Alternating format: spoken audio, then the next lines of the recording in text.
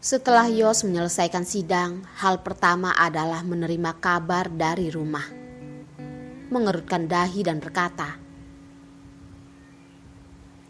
apakah dia mengatakan kenapa dia ingin keluar? Tidak, tapi sepertinya ada janjian dengan orang. Yos, apakah sekarang kamu kembali atau pergi ke tempat Joe? Rapa dengan penasaran bertanya. Yos terdiam dan melihat pengadilan yang hari ini begitu ramai. Mengangkat tas kerja dan melemparkannya pada Harry, lalu berkata, untuk sementara pergi ke kantor dulu. Kamu tahan Darlene. Tidak boleh biarkan dia keluar dari mansion.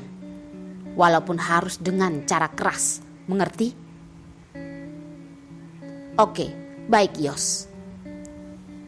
Setelah menutup telepon, Harry menghampirinya. Kembali ke kantor? Benar. Urus 2 mobil.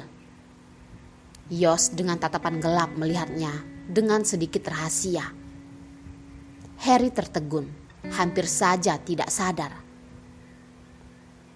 Mobil melaju ke arah kantor. Di depan pintu pengadilan, sebuah mobil yang sama pergi juga ikut dengannya. Lucky duduk di dalam ruangan kantornya. Darwin dengan senang menghampirinya. Bos, ternyata sesuai dengan dugaanmu. Dermaga 1 dan dermaga 2 ada orang yang menghadang. Hari ini barang besar yang lalu lalang harus diperiksa dengan seksama. Taufik masih perlu berapa lama? Kerutan dahi Lucky membaik. Darwin buru-buru berkata,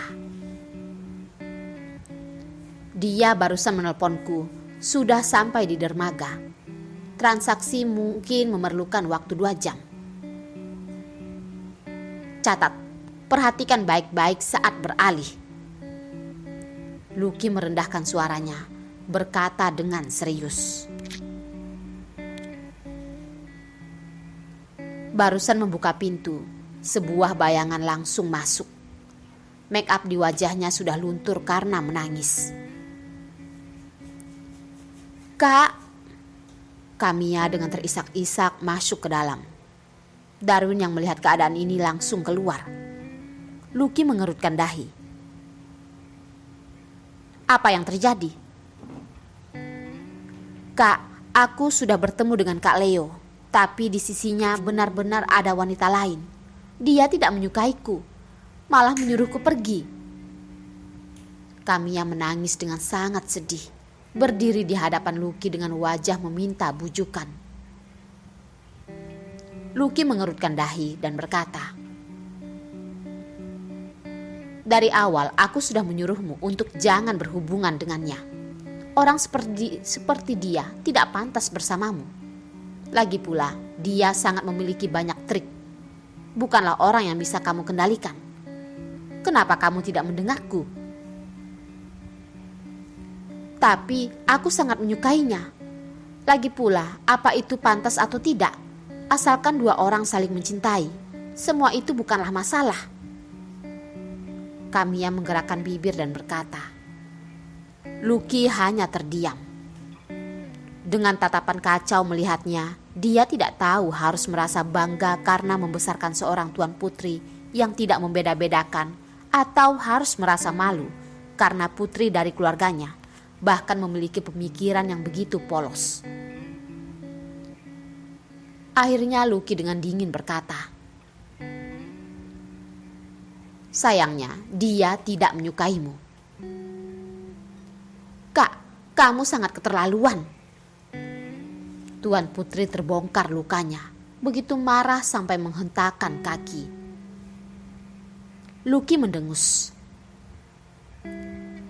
Mulai dari hari ini, aku tidak berharap kamu pergi menemui Leo. Kalau tidak, akan mencarikan orang dan menikahkanmu. Sampai saat itu, tidak akan ada yang bisa menahan sikapmu itu lagi. Kamia tertegun, melihat Lucky tidak seperti sedang bercanda. Dia pun menatap Lucky dan tidak berkata. Sepertinya sudah ketakutan. Lucky yang melihat ini hanya merasa mungkin dia sudah patuh. Nadanya menjadi pelan.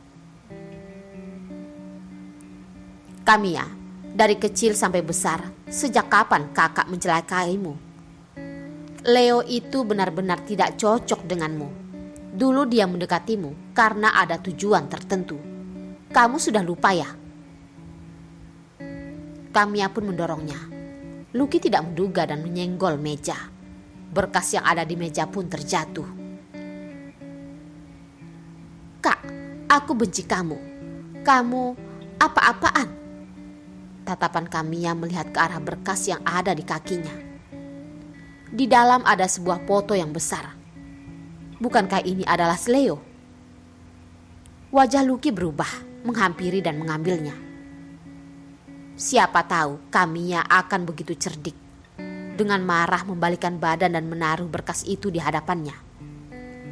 Melihat isi berkas itu, walaupun tidak melihat dengan jelas, juga bisa melihat lebih kurang isinya. Kak, kamu sudah gila ya? Kamiya tidak percaya berkata.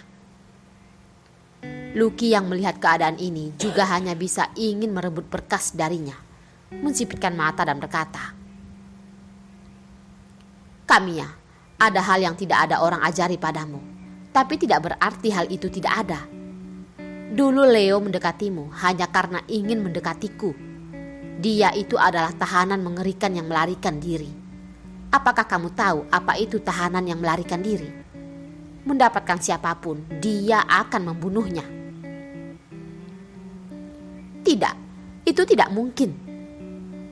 Kamiya tidak bisa menerima dan mundur beberapa langkah. Kak Leo jelas-jelas adalah orang yang begitu baik. Mana mungkin? Lucky mengambil berkas dari tangannya dan berkata, hari itu kamu melihatnya terluka dan masuk ke rumah sakit. Sebenarnya karena dia mengalami masalah. Sebagai tahanan yang sedang dicari polisi, aku memberikannya sebuah tempat yang aman. Tentu saja ada balasannya. Jadi yang kamu lihat ini hanyalah karena aku sedang memanfaatkannya. Dan kami saling memanfaatkan. Itu adalah hubungan kerjasama. Apakah kamu mengerti? Tidak, kalau dia benar-benar adalah orang jahat. Kak, kenapa kamu membantunya? Tindakanmu ini melanggar hukum. Kamiya membuka matanya dengan lebar, menarik lengan Lucky. Tatapannya seperti sedang mengatakan, jangan menipuku lagi. Lucky menatapnya. Dari kecil sampai besar, apakah kamu benar-benar tidak pernah mencurigai bisnis yang keluarga Sherlock? Kamiya terus menggelengkan kepala. Bukankah pondasi keluarga Sherlock adalah perusahaan mereka? Bukankah adalah harta warisan turun-temurun? Sekarang Lucky sedang memberitahunya, sebenarnya adalah pendapatan kotor. Apakah itu benar? Kamiya tidak bisa menerima, mendorong Lucky dan keluar. Wajah Lucky berubah, ingin mengejarnya, akhirnya tetap menahan.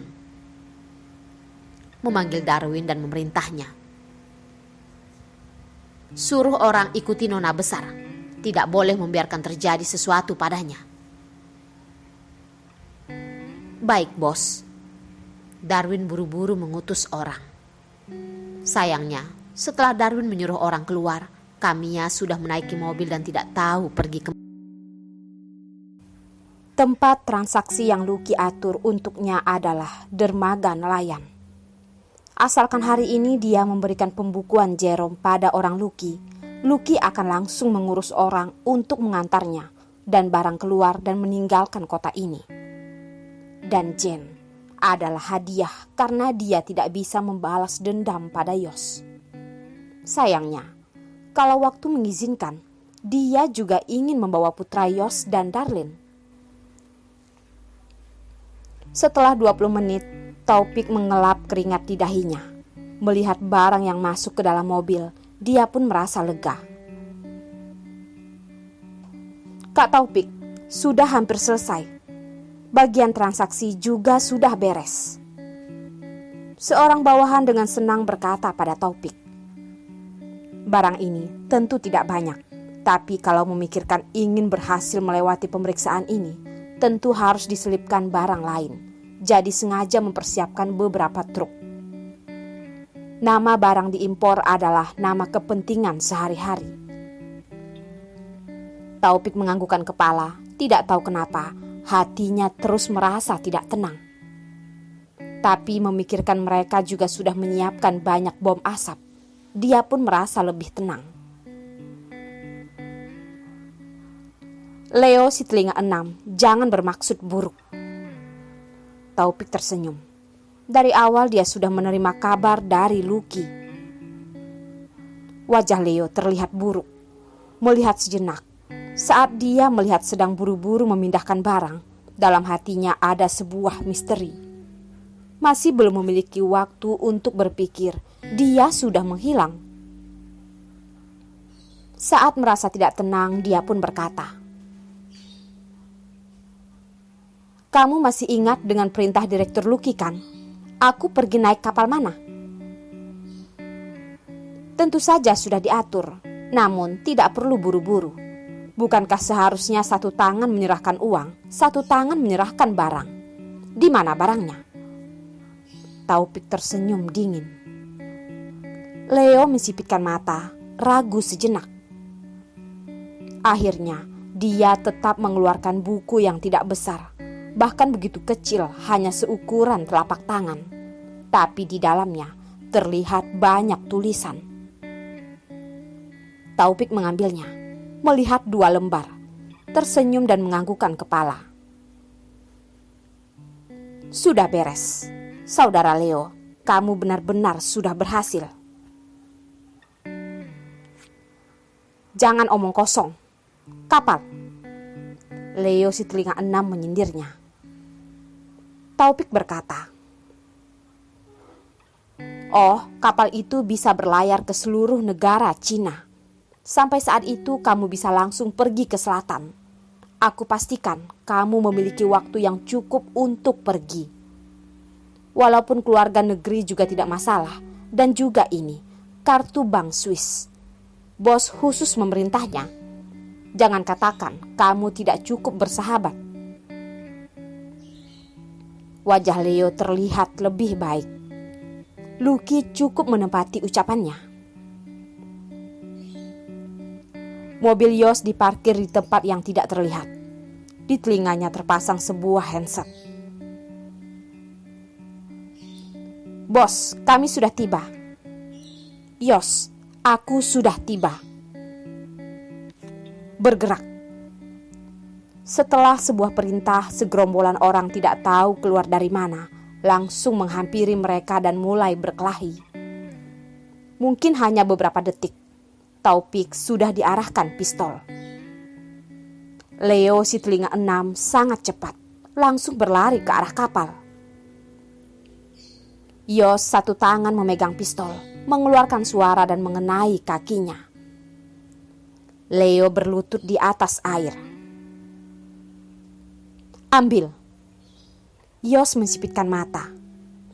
Orang di dermaga yang melihat pagi-pagi ada orang yang menyembunyikan pistol. Semuanya pun merasa ketakutan. Wajah Taufik bahkan memucat, memalingkan kepala melihat Yos. "Kamu, apa yang ingin kamu lakukan? Di bawah sinar matahari, mau menculik barang?" "Periksa." Yos bahkan tidak melihatnya. Jasper dan Joe langsung membawa orang mulai memeriksa barang tersebut.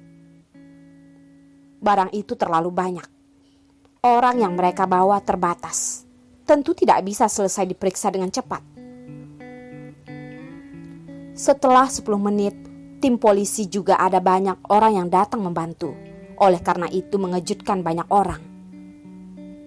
Jerome tentu juga adalah salah satunya.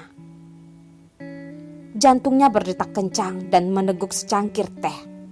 Setelah itu Jerome tersenyum melihat rekannya yang membicarakan polisi ada gerakan besar. Mensipitkan mata dan tidak tahu apa yang sedang dia pikirkan. Dan di saat itu juga Lucky juga mendapatkan kabar. Direktur Lucky, Yos tidak kembali ke kantor. Yang kembali hanyalah asistennya dan orang pengadilan lainnya. Kami sudah kehilangan jejak. Orang di sana dengan merasa bersalah berkata, dalam hati sudah membuat persiapan diri untuk dilempar ke laut. Wajah Lucky terlihat dingin. Dalam hati merasa ada firasat buruk. Dan 1 detik kemudian, Darwin buru-buru masuk. Bos, gawat, gawat, barang di dermaga ditahan. Sampah, semuanya sampah. Lucky melempar gelas teh ke arah Darwin, begitu marah sampai menghentakkan kakinya. Darwin sama sekali tidak menghindar, dahinya seketika muncul darah. Bos, bagaimana ini? Membuka mulut. Walaupun tahu sekarang Lucky sedang marah, dia tetap berkata. Lucky berusaha membuat dirinya tenang. Tidak. Tenang, ini hanyalah masalah kecil. Segera hubungi orang yang ada di sana. Lihat seberapa besar masalahnya. Dan apakah masih bisa diselamatkan? Kalau benar-benar tidak bisa, lepaskan saja Taufik. Lucky menggigit gigi dan berkata. Darwin ketakutan, langsung menundukkan kepala dan menyahut. Baik, bos. Dan juga cepat suruh orang hancurkan semua jejaknya. Tidak boleh sampai menyelidiki kita. Hubungi tim pengacara terbaik di kota Ledong. Halangi keluarga Sherlock ikut terseret. Darwin menganggukkan kepala, mendengar perintah lalu pergi. Setelah dia pergi, Lucky langsung menumbuk meja. Yos, berani-beraninya kamu. Ponsel pun berdering. Itu adalah sebuah panggilan yang tidak dikenal. Suasana hati Lucky tidak begitu baik, tapi tetap menerimanya. Di sisi lain, tidak mendengar jelas suara pria itu. Lucky, kamu benar-benar terlalu membuatku kecewa. Lucky mengerutkan dahi dan bertanya. Siapa kamu? Hah, aku tebak sekarang ini Direktur Lucky pasti sedang melindungi diri kan? Cih, sayang sekali. Orang itu mendesah dan menutup telepon. Lucky membuka matanya dengan besar, melihat ponselnya dan langsung melemparnya. Dengan nada rendah mengucapkan kata kotor.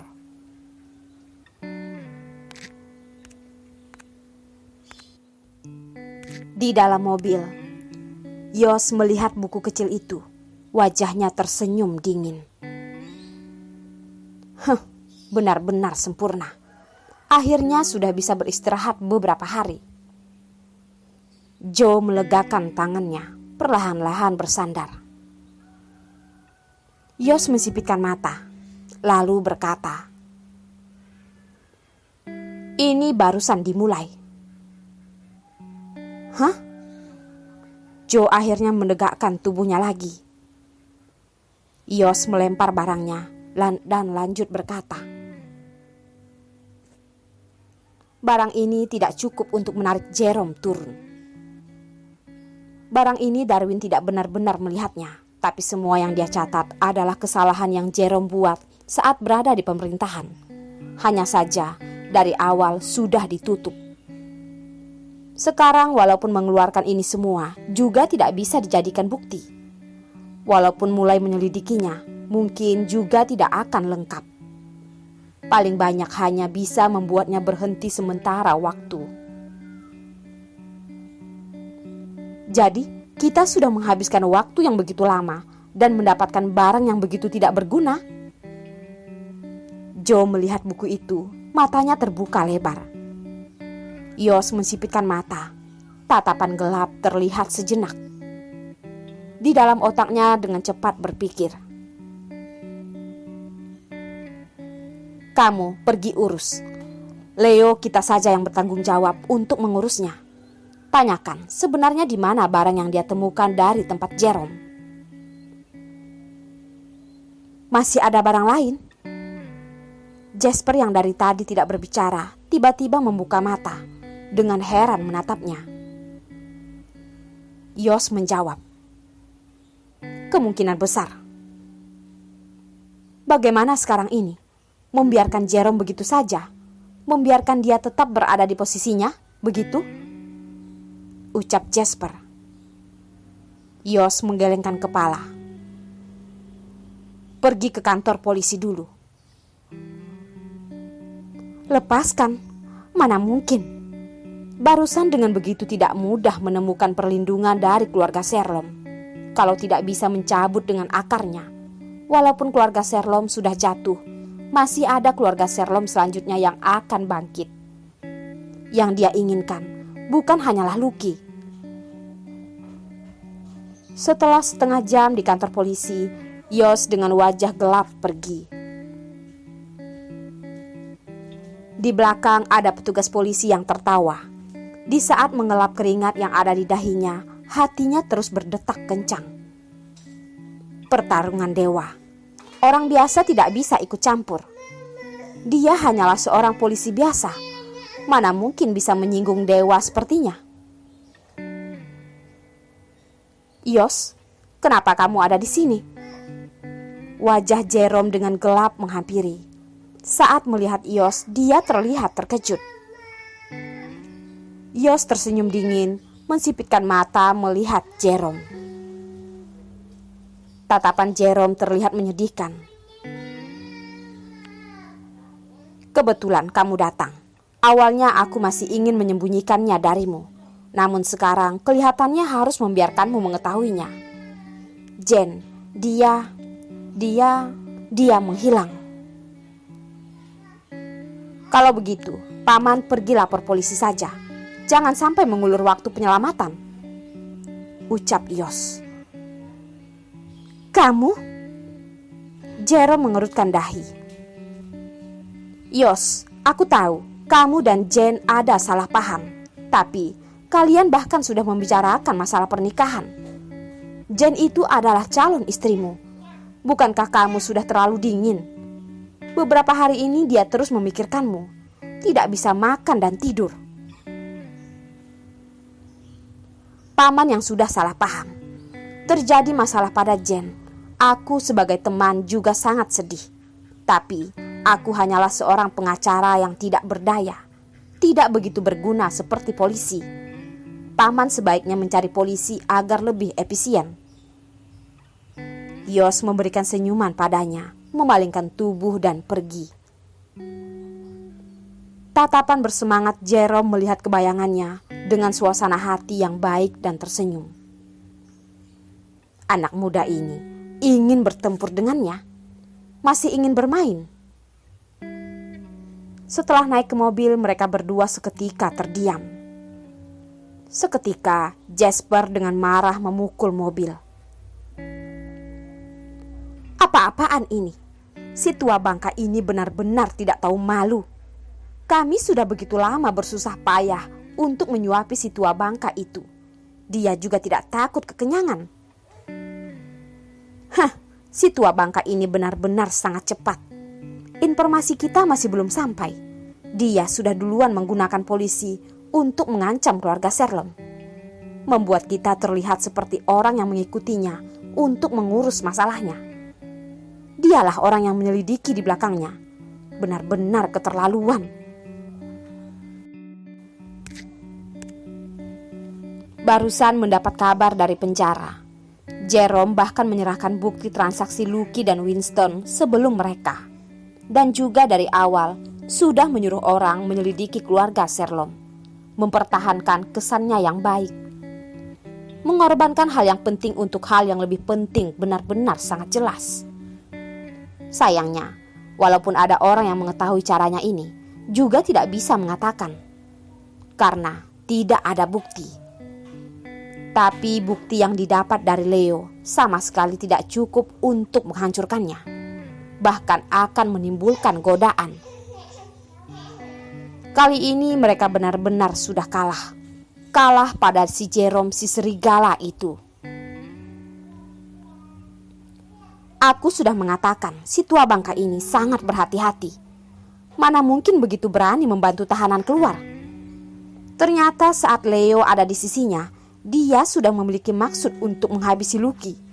Benar-benar kejam. Yos mengedipkan mata dan bertanya, "Sekarang Jane ada di mana?" Jasper tertegun langsung berkata, "Di tempat teman Leo yang bernama Arif. Dengar-dengar pernah memiliki hubungan nyawa dengan Leo. Leo membawa Jane ke sana. Mungkin bermaksud setelah dia pergi akan menghancurkan Jane dan membuatmu tersiksa. Bagaimanapun, selama ini tidak peduli Jane ataupun Jerome, selalu menunjukkan betapa Yos mencintainya. Utus orang untuk memeriksanya. Periksa si Arif ini." Dalam hati Yos merasakan sesuatu, namun begitu cepat hingga tidak bisa diketahui. Jerome itu hanya memiliki seorang putri. Apakah dia sama sekali tidak mengkhawatirkan anaknya? Tidak. Ini pasti ada hal yang salah. Kalau Arif bukanlah orang yang diutus Jerome, apakah adalah orang yang benar-benar ingin membantu Leo? Di saat jelas-jelas mengetahui Leo akan membawa banyak uang dan pergi, dirinya lah malah hanya bisa bersembunyi dalam menjalani hidup. Yos berpikir, tiba-tiba dengan mengerikan berkata, "Pulang ke rumah." Joe yang mengendarai mobil pun terkejut karena ekspresinya. Dalam hati merasakan firasat buruk. Setelah mobil berputar, kecepatannya bahkan lebih cepat dari pembalap mobil dan langsung menuju mansion. Waktu yang diperlukan dari kota ke sana bahkan berkurang 1 kali lipat. Jantung Yos berdetak kencang. Tidak melihat orang sama sekali, tidak puas. Yos, tidak akan ada masalah di mansion. Si Rapa sedang menjaganya. Lagi pula di sana juga ada banyak orang. Jasper yang melihat keadaan ini pun menenangkannya. Tidak ada orang yang lebih mengerti pemikiran Yos darinya. Orang yang ada di mansion adalah kelemahannya. Jika terjadi masalah, tidak tahu apakah dia masih akan setenang